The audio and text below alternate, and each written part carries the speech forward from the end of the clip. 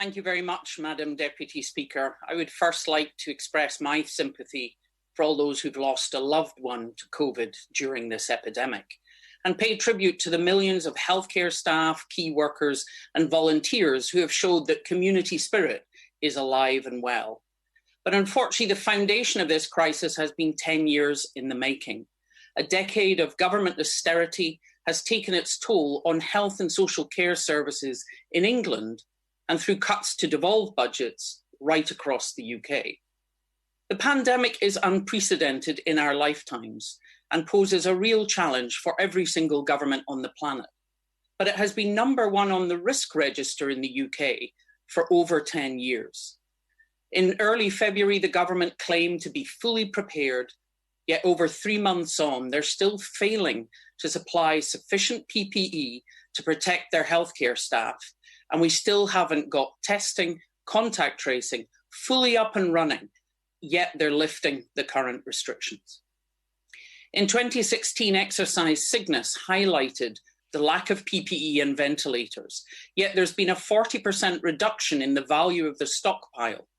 Management of it was outsourced to a private company, and we hear that 45% of items in the stockpile are out of date, including 80% of respirator masks. NERVTAG advised the Secretary of State last June to add gowns to the stockpile.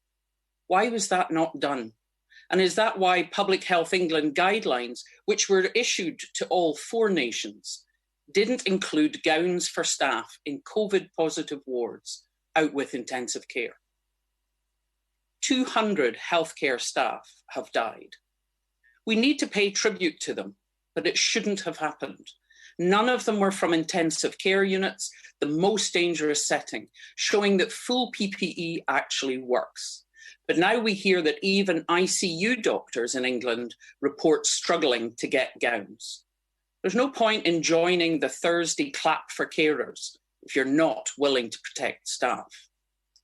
The excuse for lack of gowns is that the stockpile was only planned for an influenza pandemic. This is a civil contingency measure. Why would you plan for only one virus? It's not as if this is the first coronavirus outbreak. We had SARS in 2002 and MERS in 2014, and they were both much more lethal. Now, the Prime Minister has set 5 tests for easing lockdown. The government clearly are not yet meeting number 4. Scotland's NHS has had central procurement and logistics for years and has its own stockpile. But the challenge for all governments is achieving ongoing supply in the presence of high global demand. Yet the overseas offices of the Department of International Trade have apparently been advised not to assist the Scottish, Welsh or Northern Irish governments in PPE procurement. Provision of PPE is a devolved responsibility. Why would the UK government want to undermine those governments in protecting the patients and staff in devolved health services? The Secretary of State prides himself on having ramped up testing to 100,000 on the 30th of April. But this was only by counting 40,000 tests that were, as we say, in the post. I wonder if they were counted again when they come back in.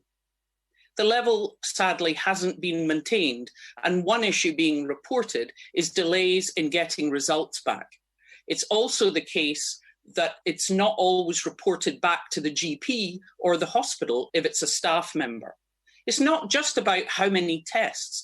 WHO advises testing, contact tracing and isolation is critical to break the chains of infection and control the epidemic. Unfortunately, in February, that just wasn't in place.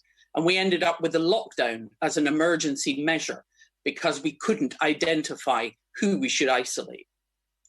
Understanding easing the lockdown involves difficult decisions, but we need to be aware the virus hasn't changed.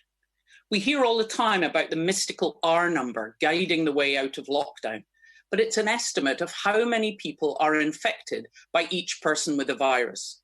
It has 3 components: the ease of transmission from one person to another, how long a person is infectious, and how many contacts they have during that time. Ease of transmission is a balance between the infectiousness of the virus and the susceptibility of the population. COVID-19 is very infectious, and as a new virus, the population had no immunity. We can reduce transmission through the personal hygiene measures, and I would just emphasise that should include not shaking hands. But 50% of the spread is asymptomatic, and that's the reason to advise face coverings to reduce droplet spread from people without symptoms. The way to decrease susceptibility is with a vaccine, but that will take time. In early March, the government seemed to get sidetracked to the idea of herd immunity.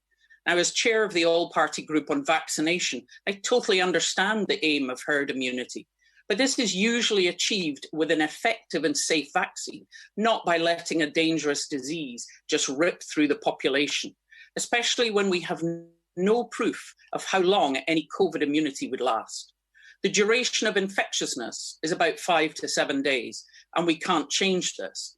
But one of the problems is COVID patients seem to become infectious about 2 days before symptoms. And finally is number of contacts. This is the key thing we can manipulate in one of two ways, either by isolating everyone in a lockdown, which is a blunderbuss approach because we couldn't identify who we should be isolating, or we isolate just cases and their contacts, so they have no contact with others. This requires strong public health teams to provide testing, tracing, and isolation of every single case to control the spread. This should be put in place during lockdown while people have relatively few contacts and before lifting restrictions. The Prime Minister set out a roadmap last night for easing lockdown in England if 5 tests are met.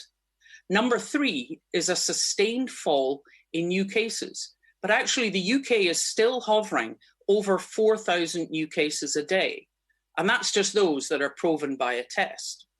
Number 4 is the secure provision of both testing and PPE, and neither of those criteria have been met. Telling people to go out to work is not a baby step, especially without clear workplace and transport safety measures. You only had to look at photographs of London transport this morning. Even if the Prime Minister was wanting more people to leave home, I would gently suggest a stay apart message might have been a bit more helpful. Crucially, local public health teams must be in place to monitor the impact of any changes, to spot early warning signs of a local outbreak and take action. That is not the case. None of the devolved nations are ready to come out of lockdown. In Scotland, our cases are falling, but we do not consider them low enough to be sure there isn't the risk of a rise of infections. I know these political decisions on the next steps are difficult, and I don't underestimate the mental, social, and economic impact of lockdown or the misery it's causing. But a second surge of COVID cases would just lead to many more deaths and put us right back to square one.